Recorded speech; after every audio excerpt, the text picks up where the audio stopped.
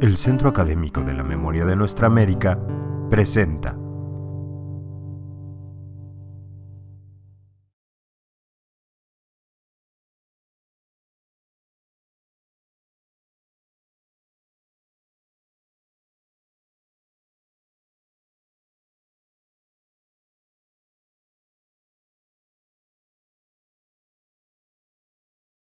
que el archivo histórico de la diócesis de San Cristóbal de las Casas tiene un rico contenido. Quizás sean de 10 a 12.000 los documentos que tenemos de esa etapa de la presencia de los refugiados en Chiapas y específicamente en la diócesis de San Cristóbal de las Casas.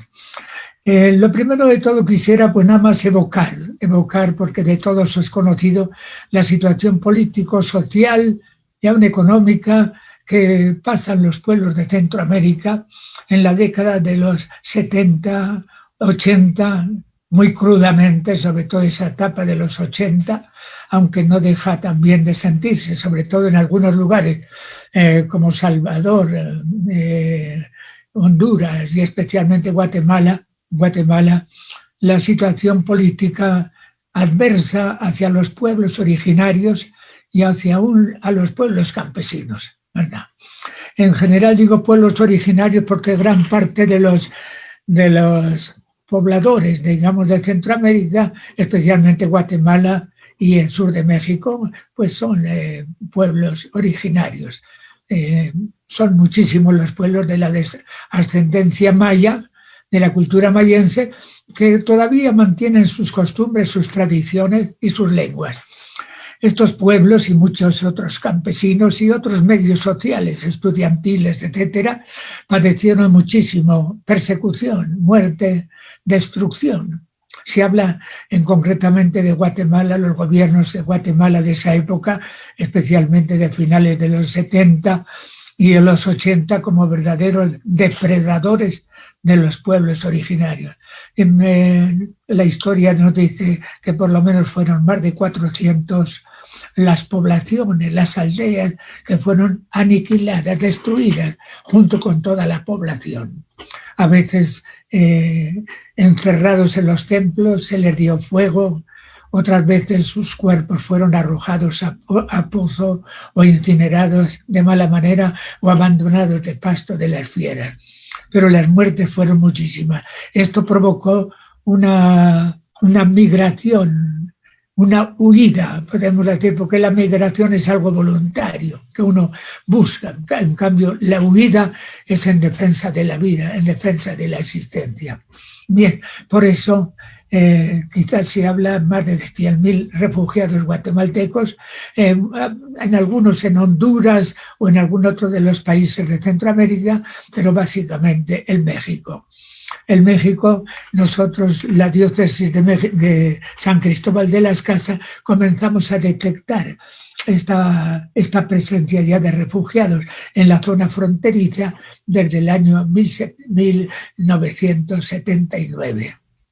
En la asamblea de 1961, la diócesis tiene la característica desde el año 1975 que se rige por asambleas. En las asambleas se toman las opciones más prioritarias hacia las cuales hay que enfocar la pastoral.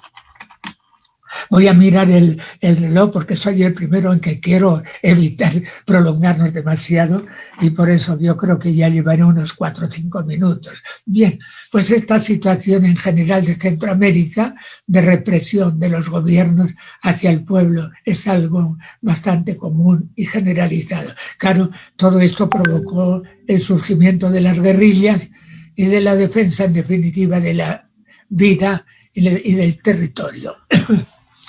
En concreto, llegan los refugiados a la diócesis de San Cristóbal, a Chiapas. Ya desde el año 79 comenzamos a tener presencia de ellos.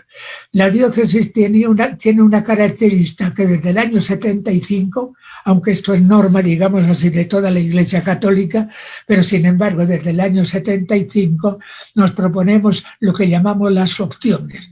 La opción primera fundamental sin dejar de lado los otros sectores sociales, pero la opción por los pobres. Y de los pobres pasamos a la opción por el indígena, por los pueblos originarios, que se veían maltratados, perseguidos y destruidos. Bien, pues entonces en el año ya 1980 comenzamos a dar apoyo a los refugiados que están cercanos en los municipios de Trinitaria, Comalapa,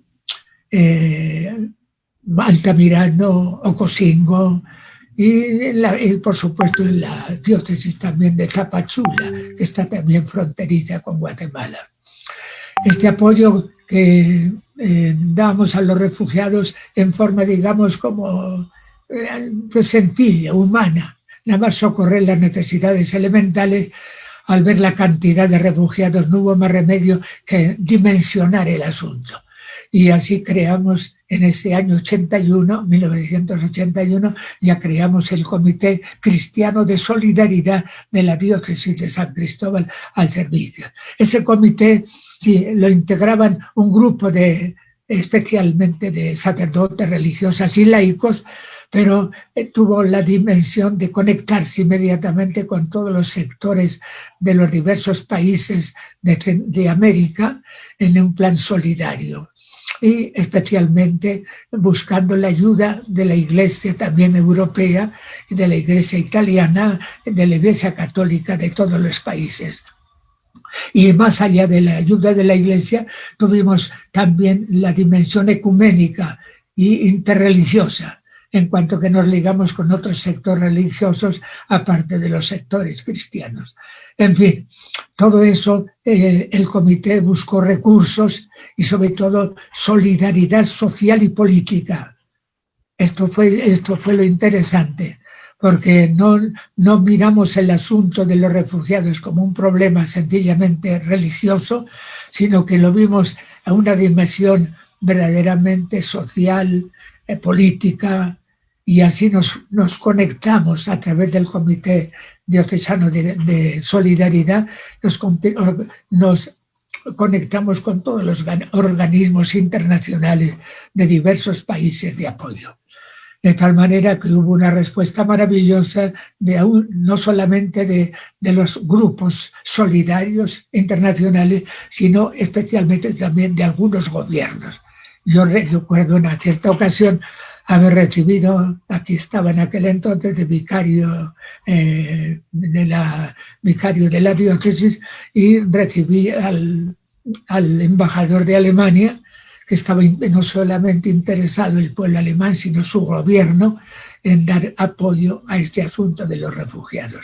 En fin, tuvimos el apoyo internacional desde el punto de vista social, desde el punto de vista político y en algunos lugares también punto de vista económico, porque la dimensión de servicio que dábamos a los refugiados que se establecieron en campamentos, más de 20 campamentos tuvimos en la diócesis de Chiapas, campamentos que se empezaron a formar desde 1979.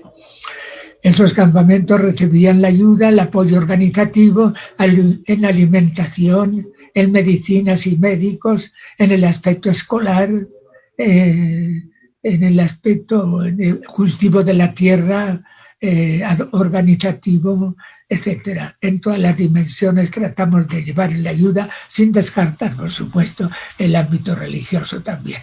Pero teníamos un concepto que la religión, nuestra religión y nuestra fe tienen una dimensión social y política y aún económica, y por tanto nuestra fe debe incidir, este era nuestro concepto, debe incidir en el ámbito social, en el ámbito político, en el ámbito educativo y en el ámbito económico. En todos los ámbitos podemos tener una palabra desde nuestra fe.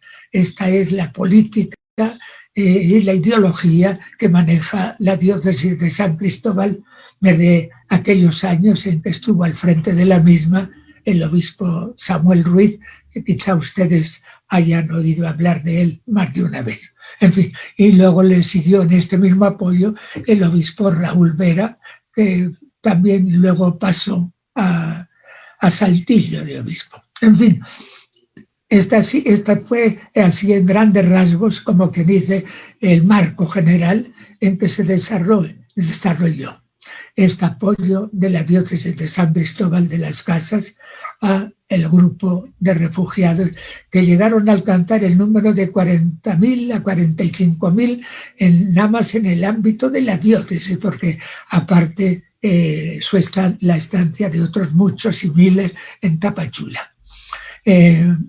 La política del gobierno de México en este sentido fue de apoyo, por una parte de apoyo solidario, sobre todo en alimentación hacia los refugiados.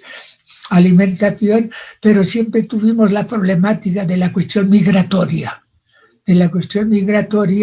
Que a veces nos encontramos con actitudes positivas de acogida hacia los refugiados, cuando otras veces también encontramos el rechazo, aún la persecución y aún el traslado violento, claro, siempre bajo los auspicios de querer protegerlos más, cuando en el año 84 gran parte de los refugiados que teníamos, especialmente en la zona del municipio de Cocingo o Selva Lacandona, esos refugiados fueron llevados un tanto violentamente a Campeche, Quintana Roo, y puestos allá en campamentos. De todos modos, aunque se trasladaron estos refugiados a estos campamentos de Quintana Roo y Campeche, sin embargo, la diócesis siguió visitándolos y prestándoles la ayuda necesaria.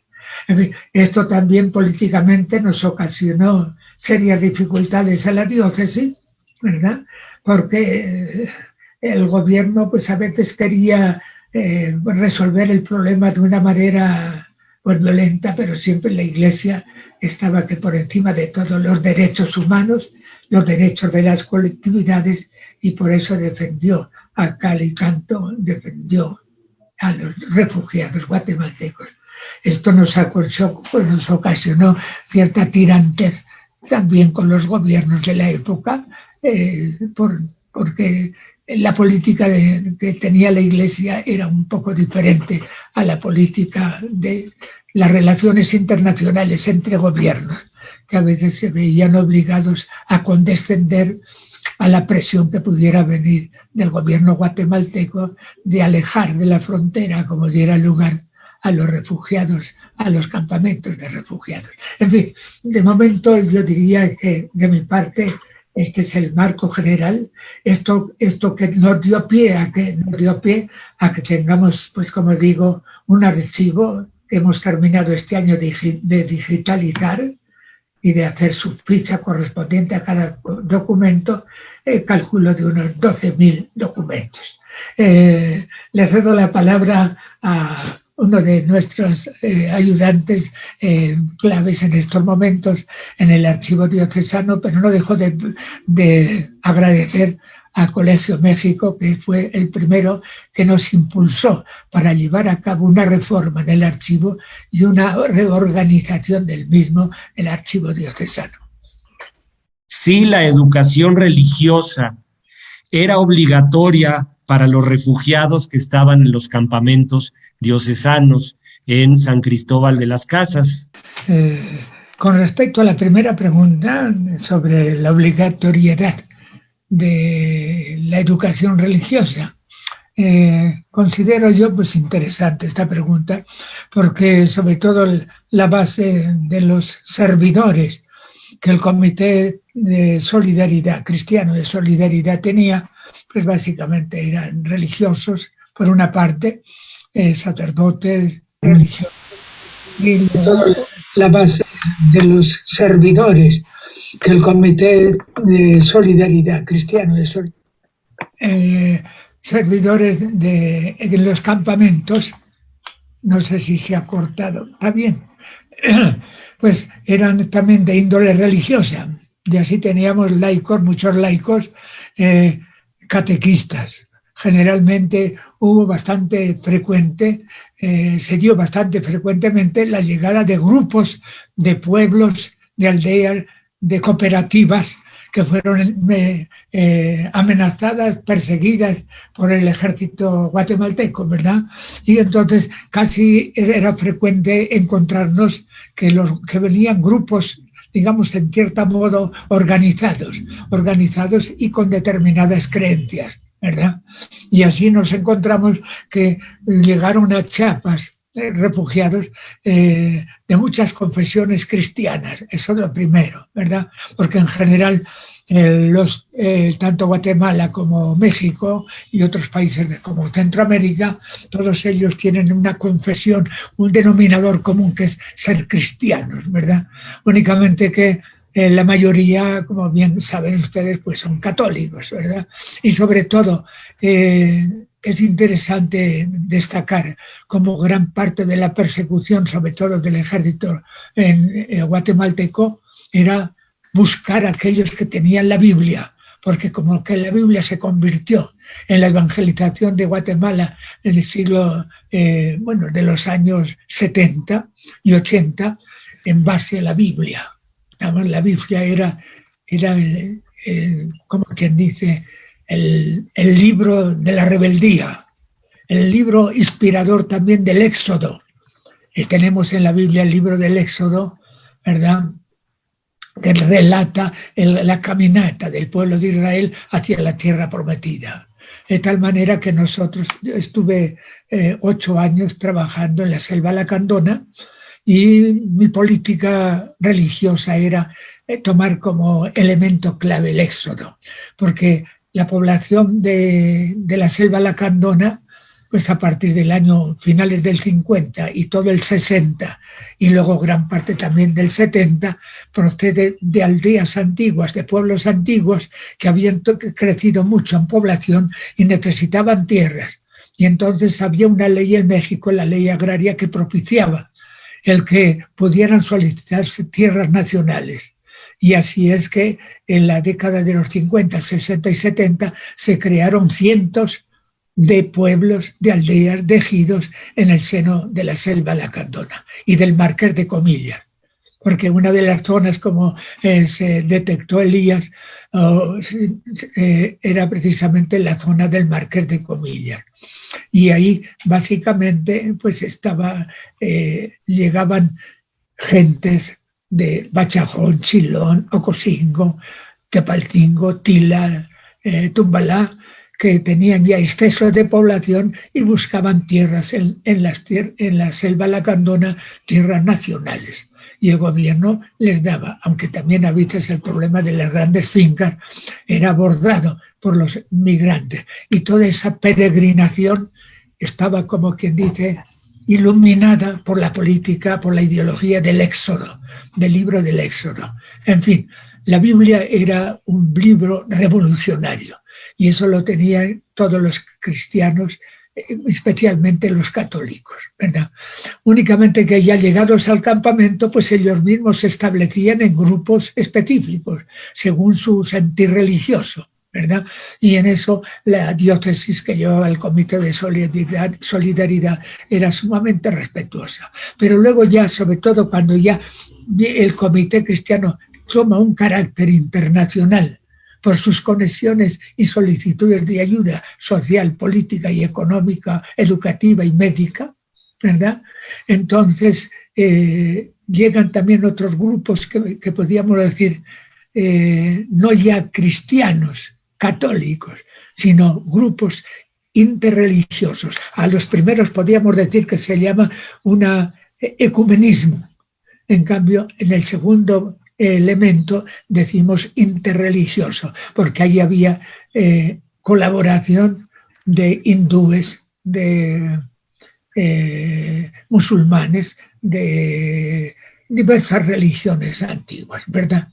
Entonces, por eso decimos que el apoyo que se daba religioso, en primer lugar, surgía de los propios grupos, conforme a su calificativo, cristianos o de otras religiones.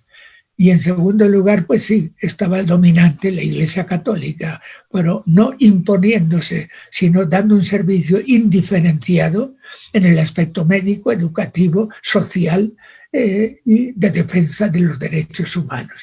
porque esto fue clave. La defensa de los derechos humanos fue la política que la diócesis llevó a cabo, y en particularmente de los pueblos y organismos más necesitados. Eso con relación a la primera pregunta.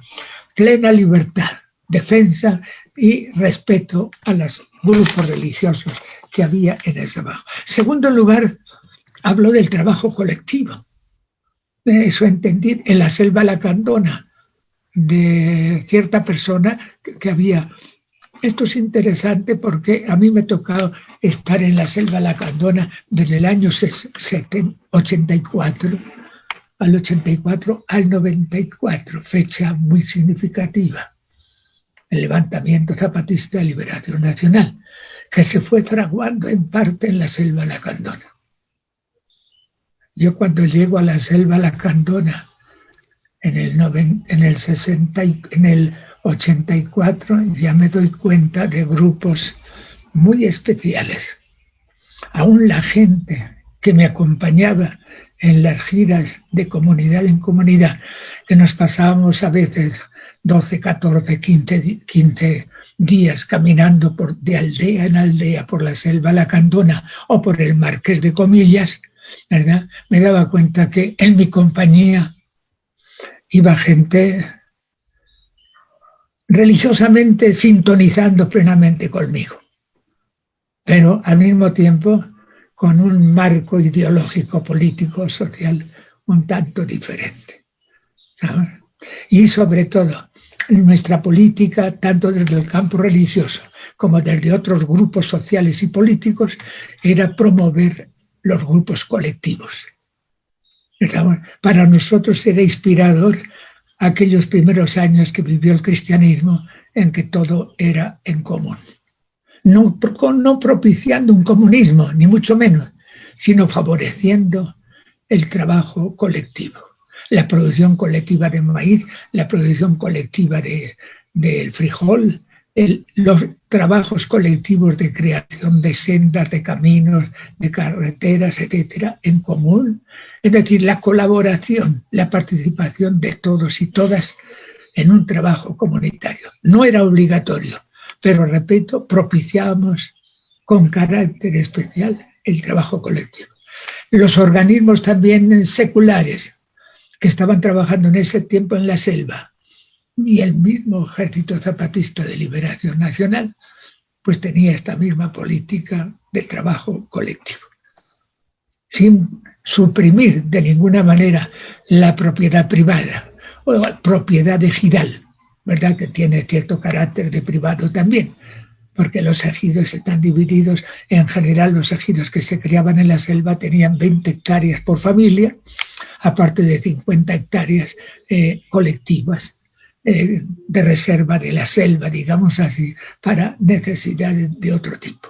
Pero sí, el trabajo colectivo era parte de la política, de la evangelización de la Iglesia Católica, a la que pertenezco yo, humildemente, ¿verdad? Como fraile dominico, y de otros organismos alternativos sociales y políticos que trabajaban en la selva en esa década de los 80 muy particularmente.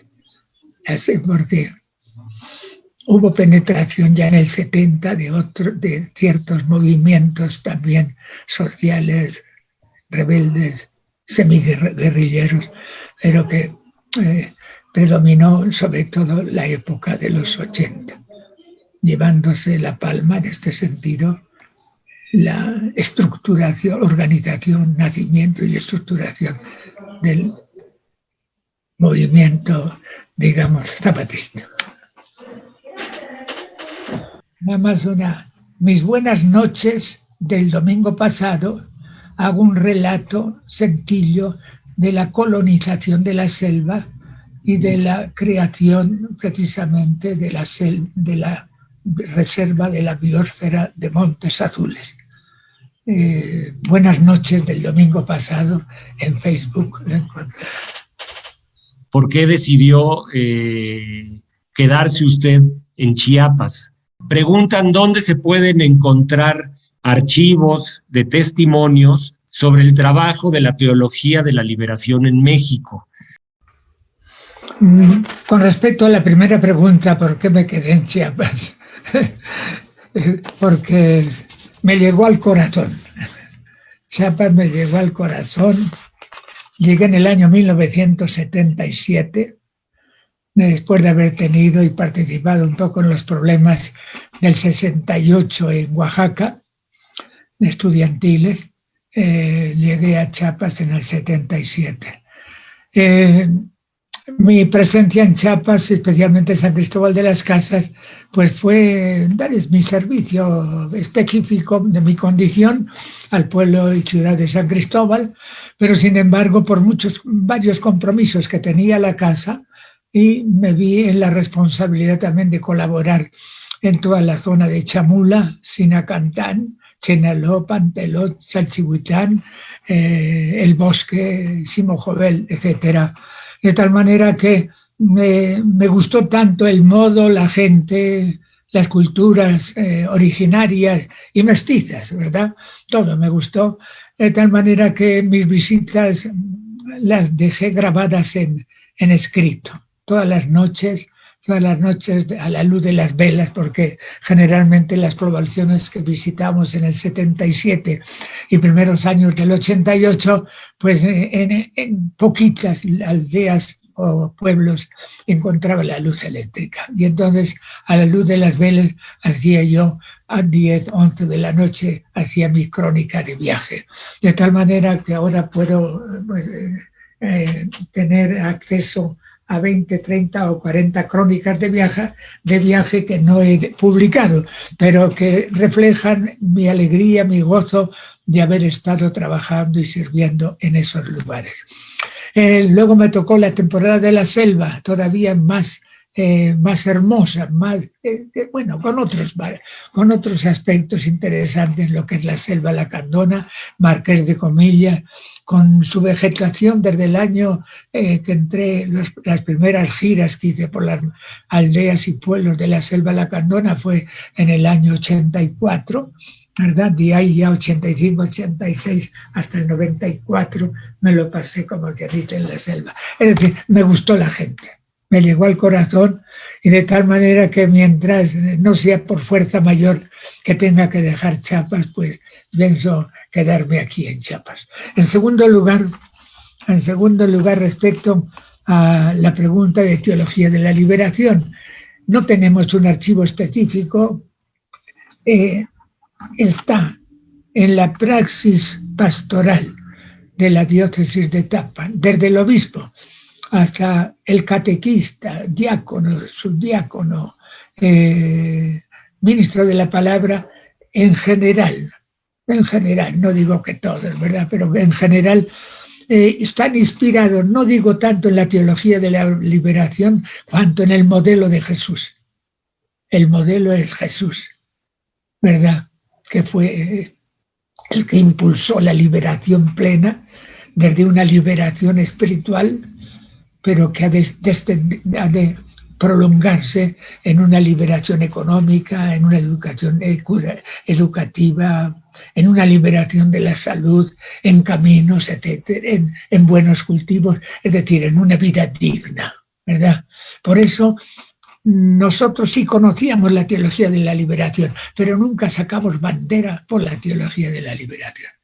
El obispo Samuel Ruiz, si le pregunta teología de la liberación, ¿dónde la aprendiste? No en libros, sino en la realidad, en el modelo Jesús de Nazaret, ¿no? De tal manera que toda la praxis pastoral que hay en el archivo diocesano de don Samuel y de la diócesis, por ejemplo, todas las crónicas de todas las asambleas desde el año 1975, a la actualidad, todas las asambleas en general han tenido una razón de ser que terminaba en una acción específica que contribuyera a la liberación de las personas, pero una liberación que abarcara desde el corazón, desde el espíritu, y que se manifestara en el ámbito social, en el ámbito económico, en el ámbito político.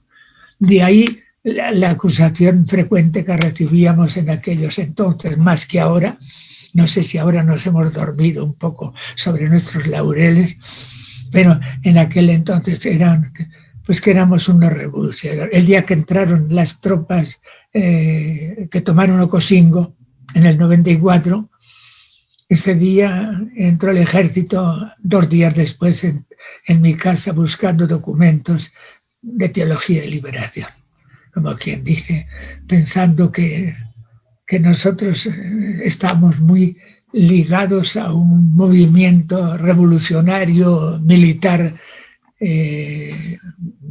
pues de guerra, como fue el movimiento zapatista, pero no teníamos nada, documentación ninguna, solamente nuestros papeles. Los que podían leer nuestros sermones, nuestros cursos de catequistas, pues dirían, pues sí, esto parece teología de la liberación, pero no porque nosotros estuviéramos reproduciendo teología de liberación teóricamente, sino la práctica de Jesús y la práctica de Bartolomé de las Casas.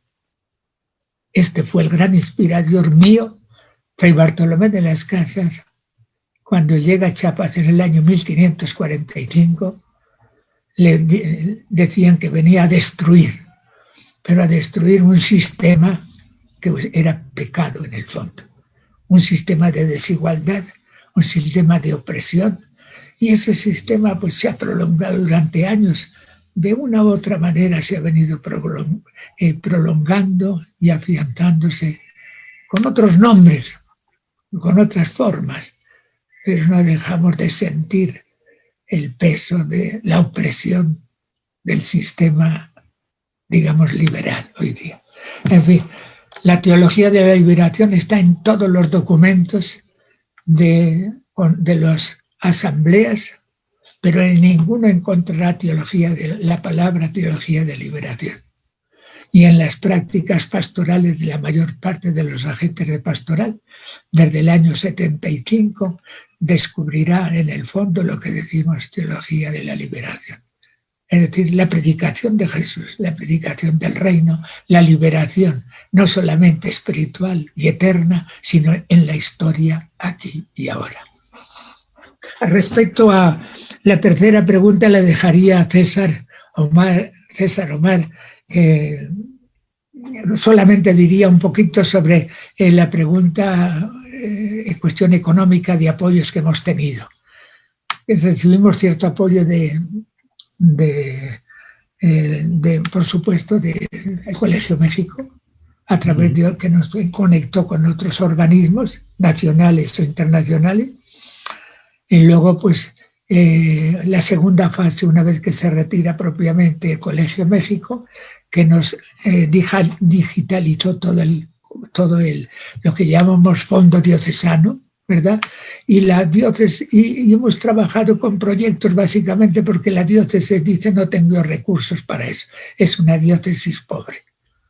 Y aunque es muy importante, pero antes está la vida de todos los agentes de pastoral y de apoyos de laicos que trabajan en la diócesis y de lo que es la parte administrativa que lleva todo el recurso que ingresa a la diócesis de San Cristóbal. Diríamos que es muy mínimo el apoyo económico que da la diócesis. ¿Qué papel tuvo la diócesis con el EZLN y con los diálogos entre el EZLN y el gobierno? De mi parte, brevemente, porque ya he hablado bastante, pero ese asunto, y sobre todo que siga siendo un tanto delicado, ¿verdad? Hay una expresión de Samuel Ruiz. Cuando el ejército zapatista llega a la diócesis, se monta sobre un caballo ya ensillado. ¿Qué quiere decir esta expresión? Que la organización de las comunidades, de los pueblos, donde la semilla revolucionaria, digamos así, del ejército zapatista prende, está ya sembrada. Está sembrada, en cierto modo, por la predicación de la palabra de Dios. La predicación de la Iglesia y demás. La organización en zonas, con sus dirigentes en cada zona, está llevada también ya con anterioridad por el movimiento catequístico que se ha creado por zonas y regiones con sus correspondientes responsables y demás. Es una formación también periódica, año con año, que se lleva sobre los catequistas y ministros, tuneles, servidores, que luego llevarán a las comunidades. También es algo común, año con año. Montábamos un curso que recibían catequistas, dirigentes, unos 2.000 personas, y que luego la transmitían domingo a domingo y entre semana en sus reuniones, en sus celebraciones. Y sobre todo que todas ellas tendían la enseñanza hacia esa liberación que decía yo. Una liberación plena de la persona, una liberación plena de la comunidad y de los pueblos en la historia. Si hay trascendencia, ha de ser algo que desde ahora se está fraguando. Si va a llegar un día en que habrá una plena liberación de todos los males, y especialmente de todos esos males morales que los que están posible bajo nuestras manos, con una buena educación ética, moral, derechos humanos, etcétera, que todo eso tiene un gran fundamento en las enseñanzas de Jesús de Nazaret y de los grandes continuadores de la obra de Jesús de Nazaret, que es la Iglesia, aunque ha tenido sus grandes errores a lo largo de la historia que no podemos tampoco esconder. Pero sencillamente el ejército zapatista trae su novedad. Aún recuerdo cuando llega el momento en que se le pregunta a las comunidades, bueno, ¿han conseguido la liberación de sus males? Y acabamos respondiendo, pues plenamente nunca lo conseguimos. El ejército zapatista les ofrece un levantamiento armado para conquistar esa liberación. Nosotros, Iglesia, no podemos orientar ese camino, aunque ideológicamente y en la práctica estamos motivando hacia una verdadera liberación. Liberación de caciquismos, liberación de opresión económica, liberaciones en cuanto a lo social, que puedan tener buenos caminos, que puedan tener buena comunicación, en lo educativo, que puedan tener buenos maestros, que puedan tener un servicio adecuado para que los desarrollen sus potencialidades de la persona en el ámbito intelectual y en el ámbito moral, en el ámbito espiritual igualmente. Es decir, en cierto modo coincidíamos Iglesia y Ejército Zapatista en muchos aspectos. Y gran parte de nuestros líderes cristianos tomaron también liderazgo dentro del Ejército Zapatista. O sea, esta es la realidad. Que esto significa que ayudamos al movimiento. Pues quizá en la práctica estamos hablando en algunos aspectos un mismo lenguaje, pero nunca nosotros hagamos un levantamiento de las armas que va a implicar la destrucción y la muerte y aún el retraso económico de muchos de los pueblos. En fin, creo que no estamos, digamos. En fin, yo sabía, a mí me acompañaban muchos de estos elementos milicianos en mis giras pastorales. Recuerdo que alguien me dijo, cuando vayas tú, vete tranquilo por toda la selva lacandona, que siempre te acompañará un pelotón.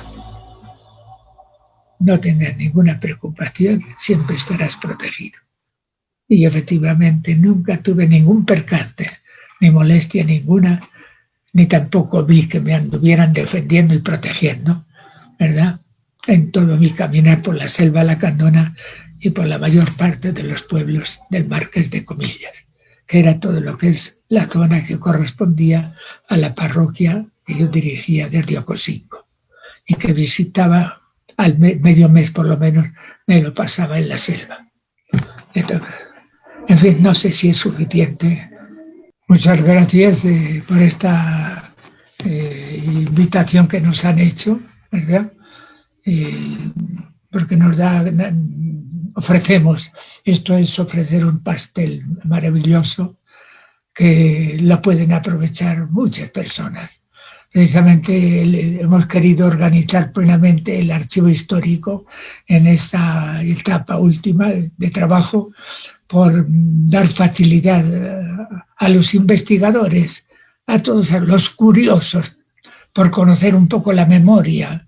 Aún nosotros aquí en Chiapas comenzábamos diciendo: ¿quieres conocer un poco la memoria de tu familia? Puede ser que esté en el archivo histórico, porque es que mi familia es muy antigua aquí en Chiapas. Pues probablemente hay una palabra sobre tu familia en el archivo histórico. Es decir, es la memoria escrita, memoria en documentos, en papeles que a veces no podemos ya leerlos, sobre todo los documentos del siglo XVI y muchos otros documentos del XVII y XVIII que han padecido la pandemia de los mosquitos, de la humedad, sobre todo la humedad, el descuido, etcétera, porque el archivo histórico recogió toda la documentación que había en la diócesis de San Cristóbal de las Casas, en todas las parroquias, la documentación que había a principios del siglo XX. Y por eso es tan rico el archivo, porque tiene la fe de bautismo de 1554.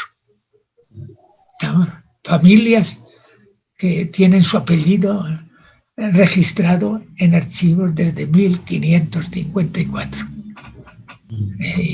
Porque tenemos unos documentos preciosos, ahora que para leerlos pues están escritos muchos de ellos sí por los frailes dominicos, pero otros están escritos por los fiscales o catequistas de la época, que tomaban los datos bautismales o los datos del matrimonio y los tomaban en idiomas chol o en celtal o en idioma solsil, y aquellos garabatos pues no hay quien los entienda hoy día, a no ser muy especialistas. En fin, el archivo es la memoria de la familia, muchas familias, la memoria del Estado y aún la memoria de muchos lugares de México, porque por una u otra razón, y aún la memoria de España, porque muchos de los documentos pues son decretos reales, células reales, que se conservan en el archivo de Carlos V y de Felipe II y de los siguientes reyes de España.